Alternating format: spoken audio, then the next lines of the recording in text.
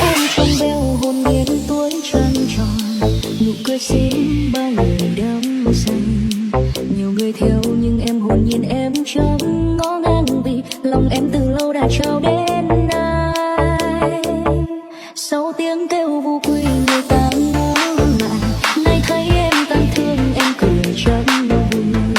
Gần 30 em không còn xinh như trước, vẫn dịu dàng em làm bao người đầu tiếc thương. Trả lại cho em ngày tháng, trả lại cho em